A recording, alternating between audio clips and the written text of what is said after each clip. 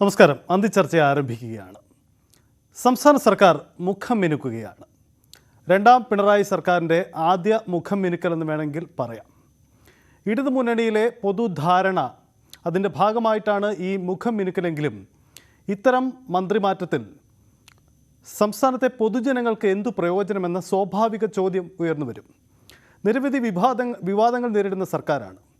ഈ വിവാദങ്ങളെ മറികടക്കാൻ ഈ മുഖം മുനുക്കൽ ഗുണം ചെയ്യുമോ? KSRTC പോലെ വളരെ പ്രതിസന്ധി നേരിടുന്ന സ്ഥാപനങ്ങളിൽ പുതിയ ഒരു നേതൃത്വം വരുമ്പോൾ അത് പ്രയോജനപ്പെടുത്തുമോ? ഇങ്ങനെ നിരവധി ചോദ്യങ്ങളുണ്ട്. ഒപ്പം വിഴിഞ്ഞം പദ്ധതിക്കും പുതിയ നേതൃത്വം വരികയാണ്. ഇങ്ങനെ പൊതുജനങ്ങൾക്ക് പ്രസക്തമായ നിരവധി മാറ്റങ്ങൾ ഈ മാറ്റത്തിന് പിന്നിൽ ഉണ്ടാകുമോ എന്ന ചോദ്യം കൂടി ഈ ഘട്ടത്തിൽ പ്രസക്തമാവുകയാണ്. അന്തിച്ചർച്ച ഇക്കാര്യം വിശദമായി പരിശോധിക്കുന്ന എല്ലാ പ്രേക്ഷകർക്കും സ്വാഗതം.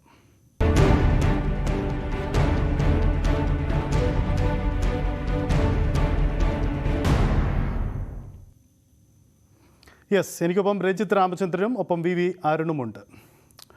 ആദ്യം അരുൺ, ഇടതുമുന്നണിയിലെ ധാരണ അത് സ്വാഭാവികമാണ്. ഇടതുമുന്നണി ഈ സർക്കാർ അധികാരത്തിൽ ഉണ്ടായപ്പോൾ തന്നെ ഇത്തരമൊരു ധാരണയുണ്ടായിരുന്നു. പക്ഷേ അന്നത് പുറത്തേക്ക് സമ്മതിക്കാതെ രഹസ്യമായി വെച്ചു. ഒടുവിൽ ആ ധാരണയുടെ ഭാഗമായി 2.5 വർഷത്തിന് ശേഷം മന്ത്രിമാരിൽ മാറ്റമുണ്ടാവുകയാണ്.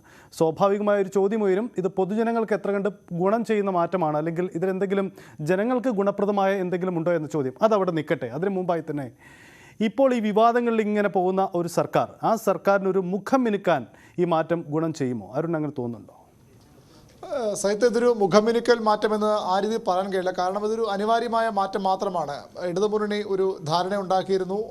ഒരു MLA എങ്കിലുമുള്ള എല്ലാ ഘടകകക്ഷികൾക്കും, മുന്നണിയിൽ അംഗങ്ങളായുള്ള എല്ലാ ഘടകകക്ഷികൾക്കും മന്ത്രിസ്ഥാനം വീതം വെച്ച് നൽകാമെന്ന്. സാധാരണഗതിയിൽ ഇടതുമുന്നണി ചെയ്യുന്ന ഒരു കാര്യമല്ല, അത് കോൺഗ്രസിൻ്റെ ഒരു രീതിയാണത്. തദ്ദേശ സ്ഥാപനങ്ങളിൽ പോലും ഇത്തരം ഒരു വീതം വെക്കൽ ഇടതുമുന്നണി അത്ര അധികം പ്രോത്സാഹിപ്പിക്കുന്നില്ല. പക്ഷേ ഇത്തവണ ഘടകകക്ഷികളുടെ എണ്ണം കൂടുതലാണ്. അതുകൊണ്ട് തന്നെ അത്തരമൊരു തീരുമാനം, ഒരു തുടർഭരണം ഉണ്ടാകുമ്പോൾ എല്ലാവരെയും ഒപ്പം കൂട്ടാൻ ഒരു തീരുമാനം മുന്നണി എടുത്തതാണ്. അതിൽ മുന്നണിക്ക് പുറത്തുള്ള RSP ലെനിനിസ്റ്റ് കോവൂർ കുഞ്ഞുമോൻ്റെ പാർട്ടിയെ ഒഴിവാക്കി നേരത്തെ LJD ആയിരുന്നു, ഇപ്പോഴത്തെ RJD MV ശ്യാംസ്കുമാറിൻ്റെ പാർട്ടിക്കും മന്ത്രിസ്ഥാനം നൽകിയില്ല. ബാക്കി എല്ലാ കക്ഷികൾക്കും നൽകാൻ തീരുമാനമെടുത്തതാണ്. ആ ഒരു തീരുമാനം, മുൻധാരണ അതേപടി പാലിക്കാൻ തീരുമാനിച്ചു. അതൊരു അനിവാര്യതയായിരുന്നു മുന്നണിക്ക്. കാരണം അല്ലെങ്കിൽ സ്വാഭാവികമായും മുന്നണി ബന്ധങ്ങളെ അത് ബാധിക്കും. ലോക്സഭാ തെരഞ്ഞെടുപ്പ് വരാൻ പോകുന്നു. ഒരു തരത്തിൽ അതൃപ്തിയും അസംതൃപ്തിയും അപസ്വരങ്ങളും മുന്നുണ്ടാകരുതെന്ന് ആഗ്രഹിച്ചു മുന്നണി നേതൃത്വം. അതുതന്നെയാണ് ഈ ഒരു മാറ്റത്തിലേക്ക് കാര്യങ്ങൾ കൊണ്ടുവന്നത്. അത് ജനങ്ങൾക്ക് എത്രത്തോളം ഉപയോഗം ചെയ്യുമെന്ന് ചോദിച്ചാൽ കാര്യമായ ഉപയോഗമൊന്നും ഉണ്ടാകാനുള്ള വഴിയില്ല. അതിനപ്പുറത്തേക്ക് ഒരു പ്രതീക്ഷയെങ്കിലും ഉള്ളത് KB ഗണേഷ് കുമാർ മന്ത്രിയായി വരുന്നു എന്നുള്ളത് മാത്രമാണ് ഒരു പക്ഷേ. കാരണം KB ഗണേഷ് കുമാർ 2001 ആന്റണി മന്ത്രിസഭ, പിന്നീട് ഉമ്മൻചാണ്ടിയുടെ മന്ത്രിസഭയിലേക്ക് വരുമ്പോൾ KSRTC മന്ത്രി എന്ന നിലയിൽ ഗതാഗത മന്ത്രിയിൽ വളരെ ശ്രദ്ധേയമായ മാറ്റങ്ങൾ കൊണ്ടുവന്ന ഒരു മന്ത്രിയാണ്. വളരെ വേഗം പൊതുജനങ്ങളുടെ കയ്യടി നേടിയ ഒരു മന്ത്രിയാണ്. അദ്ദേഹത്തിൻ്റെ പല നീക്കങ്ങളും അത്തരത്തിലൊരു സിനിമ സ്റ്റൈലിൽ തന്നെയാണ് ഇപ്പോഴും അദ്ദേഹം. അതുകൊണ്ട് തന്നെ ആ ഒരു രീതിയിൽ എന്തെങ്കിലും ഗുണമുണ്ടായതിൻ്റെ അപ്പുറത്തേക്ക് ജനങ്ങൾക്ക് നേരിട്ട് ഒരു ഗുണവും ഈ മന്ത്രി മാറ്റം കൊണ്ട് ഉണ്ടാകാനിടയില്ല. നമുക്കത് നോക്കാറുണ്ട്. അതിനു മുമ്പായി രഞ്ജിത്ത്, ഈ ഇന്നത്തെ പൊതുവേദിയിൽ, നമ്മുടെ പൊതുവേദി ചർച്ചകളിൽ പൊതുവിൽ ആൾക്കാർ പങ്കെടുത്തവരൊക്കെ ഉയർത്തിയ ഒരു ചോദ്യം, ഇടതുമുന്നണി മുഖം മുനുക്കുന്നു, അവരുടെ മുന്നണി ധാരണ പ്രകാരമുള്ള മാറ്റമാണ്. അങ്ങനെയെങ്കിൽ ഈ കോവൂർ കുഞ്ഞുമോനെ എന്തുകൊണ്ട് ഇവർ പരിഗണിക്കുന്നില്ല? അതിന് ചില ജാതിയാണ് അതിൻ്റെ പ്രശ്നമെന്ന് പോലുമുള്ള പരാമർശങ്ങളൊക്കെ നമ്മുടെ ചർച്ചയിൽ ഉയർന്നു വന്നിരുന്നു. രഞ്ജിത്തിന് തോന്നുന്നുണ്ടോ ഈ എല്ലാവർക്കും പരിഗണന കൊടുക്കുകയാണെങ്കിൽ കോവൂർ കുഞ്ഞുമോന് കൂടി ഒരു പരിഗണന കൊടുക്കേണ്ടിയിരുന്നു? അങ്ങനെ തോന്നുന്നുണ്ടോ? ഈ ഇടതുമുന്നണി മന്ത്രിസഭയിൽ ഒരു MLA മാത്രമുള്ള മറ്റ് പാർട്ടികൾ കൂടിയുണ്ട്. നമുക്കറിയാം, അതുമായി ബന്ധപ്പെട്ട് ചില എതിർപ്പുകളൊക്കെ വന്ന പശ്ചാത്തലമുണ്ട്. പക്ഷേ നേരത്തെ സയ്യിദ് പറഞ്ഞതുപോലെ ഈ ധാരണ ആദ്യഘട്ടത്തിൽ തന്നെ ഉണ്ടായിരുന്നു എന്നുള്ളത് വളരെ പ്രധാനപ്പെട്ട കാര്യമാണ്. ഇപ്പോൾ KB ഗണേഷ് കുമാറുമായി ബന്ധപ്പെട്ടവരും കടന്നപ്പള്ളി രാമേന്ദ്രനുമായി ബന്ധപ്പെട്ടവരുമൊക്കെ, രാമേന്ദ്രൻ കടന്നപ്പള്ളിയുമായി ബന്ധപ്പെട്ടവരൊക്കെ ആദ്യം തന്നെ വ്യക്തമാക്കിയതാണ്. കാരണം 2.5 വർഷം കഴിഞ്ഞ് ഇങ്ങനെ ഒരു മാറ്റത്തിലേക്ക് ഒരു പക്ഷേ കാര്യങ്ങൾ എത്തിയേക്കാം എന്നുള്ളത്. അവിടെ കോവൂർ കുഞ്ഞുമോനുമായി ബന്ധപ്പെട്ടും ഒപ്പം KP മോഹനുമായി ബന്ധപ്പെട്ടുമൊക്കെ എന്തുകൊണ്ട് അവരെ മന്ത്രിമാരാക്കുന്നില്ല എന്ന ചോദ്യം വളരെ പ്രസക്തമാണ്. ഒരുപക്ഷെ അത് അത്തരത്തിൽ ഒരു പാർട്ടി എന്ന രീതിയിൽ കോവൂർ കുഞ്ഞുമോൻ്റെ പാർട്ടി, കേരള കോൺഗ്രസ് B എന്ന് പറയുന്നത് സാമുദായിക സമവാക്യങ്ങളുമായി ബന്ധപ്പെട്ട് ഏറെ പ്രസക്തമാണ്. കാരണം നമുക്ക് NSSൻ്റെയൊക്കെ എതിർപ്പ് ഇടത് സർക്കാരുമായി ബന്ധപ്പെട്ട് പലപ്പോഴും അറിയാം. എപ്പോഴും LDF സർക്കാരിനെതിരെ വാളെടുക്കുന്ന ഒരാളാണ് NSSൻ്റെ ജനറൽ സെക്രട്ടറി. അദ്ദേഹത്തേക്ക് അനുനയിപ്പിക്കാൻ ഒരുപക്ഷെ ഇതൊരു പാലമായാൽ അത് ഇടതുമുന്നണിക്ക് വലിയ ഗുണമാണ്. കാരണം ലോക്സഭാ തെരഞ്ഞെടുപ്പ് അടുത്ത് വരുന്ന ഒരു പശ്ചാത്തലമുണ്ട്. അവിടെ ഓരോ വോട്ടുകളും നിർണായകമാണ്. ഇടതുമുന്നണി സമീപകാലത്തായി ആ സർക്കാർ നേരിടുന്ന നിരവധിയായ പ്രതിസന്ധികളുണ്ട്. മധ്യ കേരളത്തിൽ NSSൻ്റെ സ്വാധീനം അവർ അത്തരത്തിൽ കണക്കിലാക്കുന്നു. NSSൻ്റെ ഡയറക്ടർ ബോർഡ് മെമ്പറാണ് നമുക്കറിയാം KB ഗണേഷ് കുമാർ. രഞ്ജിത്ത്, ഞാൻ ഇടയ്ക്കൊന്ന് ഇടപെട്ടുകൊണ്ട് ഈ NSSനെ തൃപ്തിപ്പെടുത്താൻ വേണ്ടി രഞ്ജിത്ത് പറഞ്ഞതുപോലെ ഒരു സാധ്യത ഉണ്ടാവും. പക്ഷേ അവിടെ ഒരു വെല്ലുവിളി കൂടി നേരിടുന്നുണ്ട്. കാരണം ഇന്ന് കെ മുരളീധരനെ പോലെയുള്ളവർ അതിങ്ങനെ ചൂണ്ടിക്കാണിക്കുകയും ചെയ്യുന്നുണ്ട്. കാരണം 2 ന്യൂനപക്ഷ വിഭാഗത്തിലെ മന്ത്രിമാരെയാണ് ഇവർ മാറ്റിയിരിക്കുന്നത്. എന്നിട്ട് 2 സവർണ മന്ത്രിമാരെ തിരികെ കയറ്റുന്നു എന്ന തരത്തിൽ അതിനെ വഴിതിരിച്ചു വിടുന്നുമുണ്ട്. തീർച്ചയായും. അതായത് ഈ ലത്തീൻ കത്തോലിക്ക വിഭാഗത്തിൽപ്പെട്ടൊരു മന്ത്രിയെ ക്രിസ്മസ് ദിനത്തിൽ തന്നെ മാറ്റി എന്നൊരു ആക്ഷേപം വളരെ പ്രധാനമായി ഉയർത്തുന്നുണ്ട്. പക്ഷേ ഈ LDFന്റെ ഒരു നയം, രീതി എന്ന് പറഞ്ഞാൽ പലപ്പോഴും നമ്മുടെ ചാനൽ ചർച്ചകൾ പങ്കെടുക്കുന്നവരും CPMന്റെ സംസ്ഥാന സെക്രട്ടറിയൊക്കെ വ്യക്തമാക്കിയ ഒന്നുണ്ട്. അത് അരുണൊക്കെ വളരെ വ്യക്തമായി അറിയാം. കാരണം ഒരു തീരുമാനമെടുത്താൽ അത് നടപ്പിലാക്കാനുള്ള ആർജവം ഞങ്ങൾക്കുണ്ട് എന്ന് വളരെ വ്യക്തമാക്കുന്ന പശ്ചാത്തലമുണ്ട്. നമുക്കറിയാം, ഇപ്പോൾ UDF സർക്കാർ വന്നാൽ 5ാം മന്ത്രിസ്ഥാനവുമായി ബന്ധപ്പെട്ടൊക്കെ വലിയ ചർച്ചകളും വിവാദങ്ങളും ഒക്കെ ഉണ്ടായതാണ്. ഇവിടെ ഒരു ഇല പൊഴിയുന്ന ശബ്ദം പോലും ഇല്ലാതെ 2 മന്ത്രിമാരെ മാറ്റുന്നു. അതും വളരെ കൃത്യമായി തന്നെ. ഒരുപക്ഷെ നവകേരള യാത്ര ഇല്ലായിരുന്നെങ്കിൽ അതിന് മുൻപ് ഈ 2 മന്ത്രിമാരും മാറേണ്ട ഒരു സാഹചര്യം ഉണ്ടായിരുന്നു. നവകേരള യാത്ര കഴിഞ്ഞ് പിറ്റേ ദിവസം തന്നെ ഈ 2 പേരും, അഹമ്മദ് ദേവർഗോവിലും ആന്റണി രാജുവും രാജിവെക്കുന്നു. ഒരു അസംതൃപ്തി പോലും 2 പേരും പ്രകടിപ്പിക്കുന്നില്ല എന്നുള്ളത് LDF സംവിധാനത്തിന്റെ ഒരു വലിയ വിജയമാണ്. ഒപ്പം UDFനൊപ്പം നിൽക്കുന്ന ആർക്കെങ്കിലും LDFിലേക്ക് വരണമെങ്കിൽ അതൊരു പാലമായി അവർ കാണുകയും ചെയ്യുന്നുണ്ട്. ഞങ്ങൾക്ക് LDFനൊപ്പം നിന്നാൽ ഞങ്ങൾക്കൊന്നും കിട്ടില്ല എന്നൊരു പേരുദോഷം, അല്ലെങ്കിൽ CPM ആണ് അപ്രഭാവിതം എന്നൊരു പേരുദോഷം മാറ്റാൻ കൂടി വലിയ അർത്ഥത്തിൽ രാഷ്ട്രീയമായി ഒരു പക്ഷേ ഇടതുമുന്നണി ഇതിനെ ഉപയോഗിച്ചേക്കാം. കാരണം KB ഗണേഷ് കുമാറിന് മന്ത്രിസ്ഥാനം കൊടുത്തില്ലെങ്കിലും, രാമേന്ദ്രൻ കടന്നപ്പള്ളിക്ക് മന്ത്രിസ്ഥാനം കൊടുത്തില്ലെങ്കിലും ഈ മുന്നണിക്ക് ഒരു പ്രശ്നവും വരാൻ പോകുന്നില്ല. അവിടെയാണ് ഇത്തരത്തിൽ ഒരു മാറ്റം ആർജവത്തോടെ ആ മുന്നണി നടപ്പിലാക്കുന്നത് എന്നുള്ളത് ഏറെ പ്രസക്തമാണ് രാഷ്ട്രീയ കേരളത്തിൽ. അരുണ്, ഈ കോവൂർ കുഞ്ഞുമോനെ എന്തുകൊണ്ട് പരിഗണിച്ചില്ല എന്ന ചോദ്യം സ്വാഭാവികമായി ഉയർന്നു വരും. നമുക്ക് മനസ്സിലാക്കാനാവുന്നത് കോവൂർ കുഞ്ഞുമോൻ്റെ പാർട്ടിയിൽ ഇതിനകം തന്നെ വലിയ വിമത നീക്കങ്ങളൊക്കെ നടന്നു കഴിഞ്ഞു. അങ്ങനെയെങ്കിൽ എന്തുകൊണ്ടാണ് CPM ആ ഒരു പരിഗണന കോവൂർ കുഞ്ഞുമോന് നൽകാതെ പോയത്? അതിൽ ഏറ്റവും പ്രധാനപ്പെട്ട കാര്യം, കോവൂർ കുഞ്ഞുമോൻ ഇടതുമുന്നണിയുടെ ഔദ്യോഗിക ഭാഗമല്ല. അദ്ദേഹത്തിന്റെ പാർട്ടി RSP ലെനിനിസ്റ്റ് ഇടതുമുന്നണിയിൽ അംഗമല്ല. ഘടകകക്ഷികൾക്കാണ് സ്വാഭാവികമായി മന്ത്രിസ്ഥാനം നൽകുന്നത്. അദ്ദേഹത്തെ ഘടകകക്ഷിയായി പരിഗണിക്കാൻ പോലും CPM തയ്യാറായില്ല. അത്രത്തോളം പ്രാധാന്യം മാത്രമേ കോവൂർ കുഞ്ഞുമോനും അദ്ദേഹത്തിന്റെ പാർട്ടിക്കും CPM നൽകൂ. രഞ്ജിത്തിന് കുറച്ച് നന്നായിട്ട് അറിയാൻ പറ്റും. കൊല്ലത്തെ ഒരു രാഷ്ട്രീയ സമവാക്യം, കോവൂർ കുഞ്ഞുമോന്റെ മണ്ഡലമൊക്കെ എന്തുകൊണ്ട് കോവൂർ കുഞ്ഞുമോൻ ജയിക്കുന്നു എന്നതൊക്കെ സ്വാഭാവികമായും അദ്ദേഹത്തിന്റെ പാർട്ടിയുടെ ശക്തി കൊണ്ടോ അല്ലെങ്കിൽ അദ്ദേഹത്തിന്റെ ഏതെങ്കിലും സാമുദായികപരമായ ബലം കൊണ്ടോ ഒന്നും ജയിക്കും 5 തവണ തുടർച്ചയായി MLA ആവുന്ന ആളാണ് സ്വാഭാവികം. പക്ഷേ CPMന്റെ ഒരു നിർണായക വോട്ടുകൾ തന്നെയാണ്. CPM കൈവിട്ടാൽ കോവൂർ കുഞ്ഞുമോൻ പിന്നെ ഇല്ല എന്നുള്ളത് തന്നെയാണ്. അവിടെ കുഞ്ഞുമോന്റെ MLA സ്ഥാനം തന്നെ കുഞ്ഞുമോന്റെ വലിയ ഭാഗ്യമാണ്. അപ്പൊ അങ്ങനെയാണെങ്കിൽ അരുൺ പറഞ്ഞ പോലെ വളരെ പ്രധാനപ്പെട്ട കാര്യം, LJD ഈ പറഞ്ഞ പോലെ KP മോഹനെ മന്ത്രിയാക്കുന്നത് എനിക്ക് എന്തുകൊണ്ട് പ്രസക്തമാണ്. അവർ ഈ യോഗത്തിൽ പങ്കെടുക്കുന്നവരാണ്. LJD മുന്നിലെ കക്ഷിയാണ്. പക്ഷേ LJD അവർ തന്നെ ചോദിച്ചു വാങ്ങിയ ഒരു അടിയാണ്. മന്ത്രിസ്ഥാനം വേണ്ട. അതായത് കഴിഞ്ഞ തവണ KP മോഹൻ മന്ത്രിയാകുമ്പോൾ സ്വാഭാവികമായും അത് ശ്രേയാംസ് കുമാറിന് ആ താല്പര്യമില്ലായിരുന്നു. അതാണ് വസ്തുത. ആ രീതിയിൽ ശ്രേയാംസ് കുമാറിനെതിരെ ഉയർന്ന വിമർശനം പോലും അവർ ആ ഒരു പ്രഷറൈസ് ചെയ്തില്ല. മുന്നണി മന്ത്രിസ്ഥാനം വിഭജിക്കുമ്പോൾ KP മോഹന്റെ മന്ത്രിയാക്കണമെന്ന ആവശ്യം ശക്തമായി അവിടെ MV ശ്രേയാംസ് കുമാറോ അവിടെ പങ്കെടുത്ത വർഗീസ് ജോർജ് ഉന്നയിച്ചിട്ടില്ല. അതാണ് അവരുടെ ഏറ്റവും പരാതി. അതാണ് പ്രധാനപ്പെട്ട കാര്യം. സൈത്ത്, ഈ മുന്നണി മന്ത്രിസ്ഥാനം എന്ന് പറയുന്നത് നേരത്തെ ഈ ധാരണ അവർക്ക് ഈ LDFന് സ്വാഭാവികമായും നമ്മൾ ഈ പറഞ്ഞ പോലെ ഘടകകക്ഷികൾക്ക് വളരെ പ്രധാനപ്പെട്ട പരിഗണന കൊടുക്കുന്ന ഒരു കക്ഷി എന്ന് വരുമ്പോൾ ഇവിടെ നമുക്കറിയാം MV ശ്രേയാംസ് കുമാർ തോൽക്കുന്നു, അല്ലേ? KP മോഹനൻ മന്ത്രിയായി വരുന്നു. ഇവിടെ നമ്മുടെ ഇപ്പോൾ ഈ കേരള കോൺഗ്രസിലൊക്കെ സംഭവിച്ച ഒരു ശാക്തിക ചേരിമാറ്റമൊക്കെ ഒരുപക്ഷെ ശ്രേയാംസ് കുമാർ ഭയക്കുന്നുണ്ടാവാം. അതുകൊണ്ടാണ് അരുൺ പറഞ്ഞതുപോലെ അന്ന് LDF യോഗത്തിൽ മന്ത്രിസ്ഥാനം ചോദിക്കാതെ ഈ ശ്രേയാംസ് കുമാർ കോടിയേരി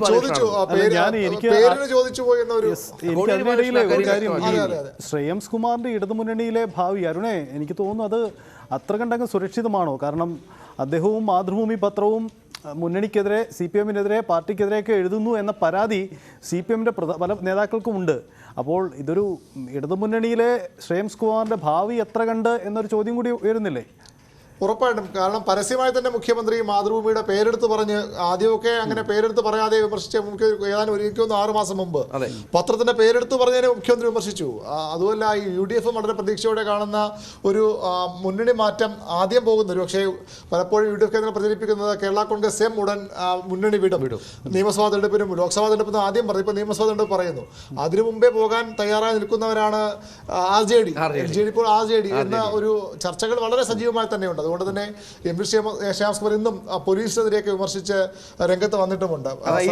പാർട്ടി നേരിടുന്ന ഒരു പ്രധാന പ്രതിസന്ധി അവര് LJD ആയിരുന്നു, ഈ പിന്നീട് RJD ആകുന്നു. നിലനിൽപ്പിന്റെ ഭാഗമായിട്ടാണ്. കാരണം നമ്മുടെ ചാനൽ ചർച്ചകൾ പങ്കെടുക്കുന്ന പ്രതിനിധികൾ പോലും പറയും, നമ്മൾ താഴെ ഇപ്പോഴും LJD എഴുതി കാണിക്കുമ്പോൾ ഞങ്ങൾ RJD ആണ് വിളിച്ചു പറയാം. കാരണം അസ്തിത്വമില്ലാത്ത ഈ പ്രധാനപ്പെട്ട പ്രശ്നം ഒരു എം വി ശ്രേയാംസ്കുമാറിനെ പോലെ ശക്തനായ വീരേന്ദ്രകുമാർ നയിച്ചൊരു പാർട്ടിയാണ്. നമുക്കറിയാം ശ്രേയാംസ്കുമാറിനെ പോലെ ശക്തനായ നേതാവ് ഉണ്ടായിട്ടും ഒരു മന്ത്രിസ്ഥാനം ചോദിച്ചു മേടിക്കാൻ പറ്റാത്ത എന്തുകൊണ്ട് എന്നുള്ള വളരെ പ്രധാനപ്പെട്ട ഒരു ചോദ്യം ആ പാർട്ടിയിൽ ഉയരുന്നുണ്ട്. ഇതിന്റെ കാരണം LJD പേര് നമ്മൾ പഠിച്ചു വരുമ്പോഴേക്കും അവർ RJD ആയി.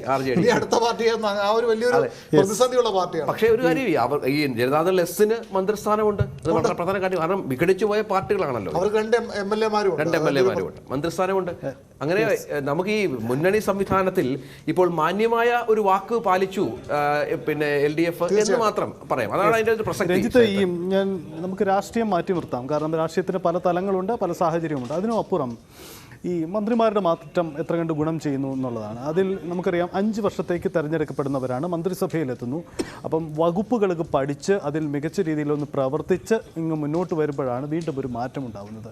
ഇനിയിപ്പോൾ സംഭവിക്കാൻ പോകുന്ന ഈ 2 പേരും കൈകാര്യം ചെയ്തിരുന്ന വകുപ്പുകളിൽ പുതിയ നേതൃത്വം വരുമ്പോൾ, പുതിയ മന്ത്രി വരുമ്പോൾ സ്വാഭാവികമായിട്ടും ആ സ്റ്റാഫ് പാറ്റേൺ, അവരുടെ തന്ത്രങ്ങളിലെ രീതിയിലെ ശൈലികളിലൊക്കെ മാറ്റം വരും.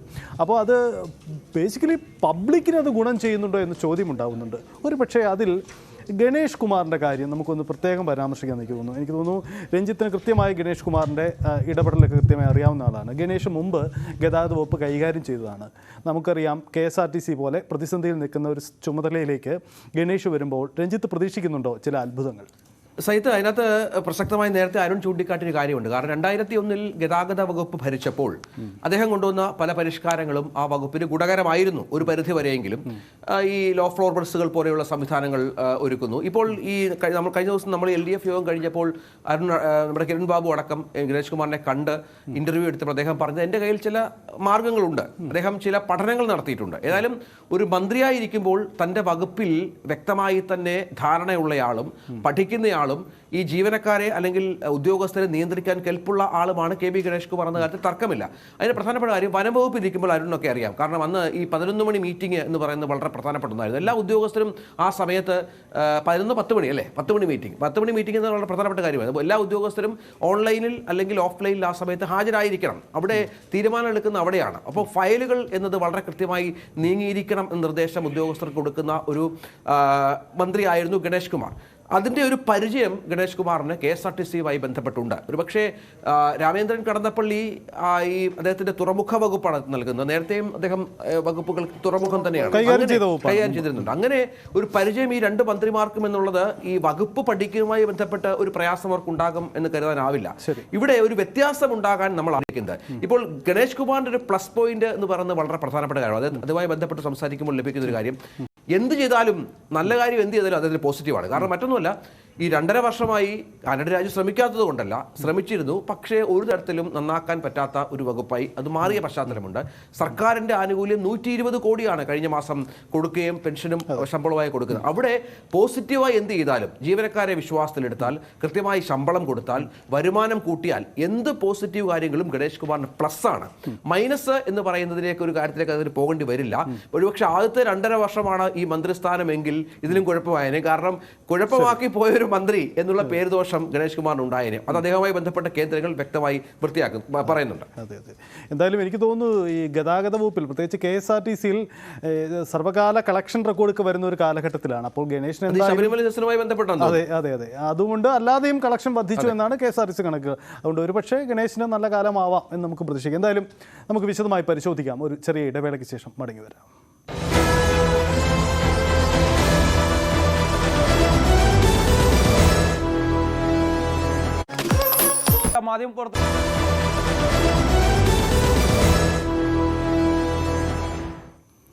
തിരികെ വരുമ്പോൾ അരുണ്, ഈ നമ്മൾ ഗണേഷ് കുമാറും അദ്ദേഹത്തിൻ്റെ വകുപ്പും അദ്ദേഹത്തിൻ്റെ സാധ്യതകളുമാണ് പറഞ്ഞത്. മറിച്ച് ചിന്തിച്ചാൽ രാമചന്ദ്രൻ കടന്നപ്പള്ളി അദ്ദേഹം മുമ്പ് കൈകാര്യം ചെയ്ത വകുപ്പിൽ ഒരു 2.5 വർഷത്തെ ഇടവേളയ്ക്ക് ശേഷം വീണ്ടും വരുന്നു എന്ന പ്രത്യേകതയുണ്ട്. പക്ഷേ അവിടെ ഒരു വിമർശനമുള്ളത് അദ്ദേഹത്തിൻ്റെ കാലഘട്ടത്തിലാണ് വിഴിഞ്ഞം പദ്ധതി വളരെ വൈകിയത് എന്ന വിമർശനമുണ്ട്. അവിടെ നിന്നും അഹമ്മദ് ദേവർകോവിൽ അല്പം വേഗത്തിൽ അത് മുന്നോട്ട് കൊണ്ടുപോയി ഒരു ഘട്ടം പിന്നിട്ടു. അപ്പോഴാണ് അദ്ദേഹം വീണ്ടും ഈ രാമചന്ദ്രൻ കടന്നപ്പള്ളി ആ ചുമതലയിലേക്ക് വരുന്നത് വലിയ വെല്ലുവിളിയാവില്ലേ?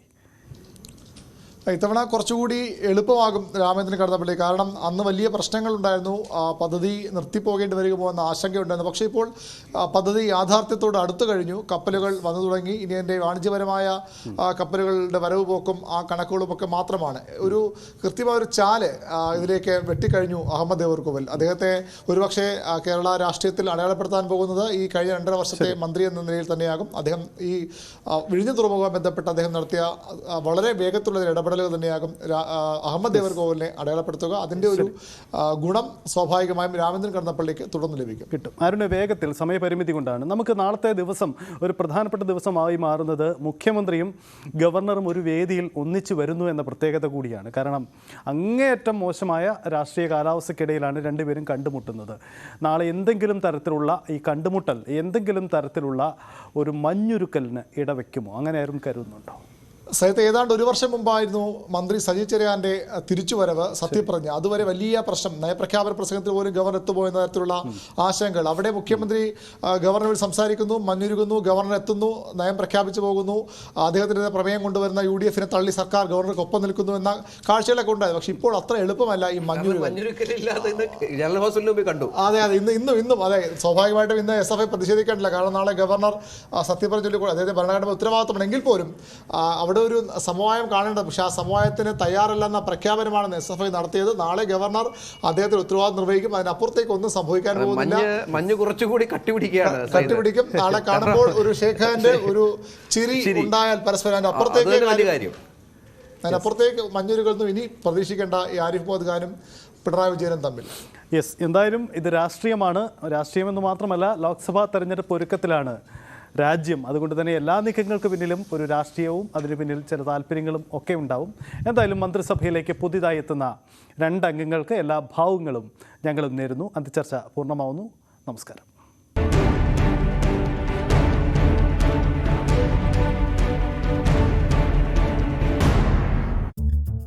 ഇല്ല എന്നുള്ളത് തന്നെ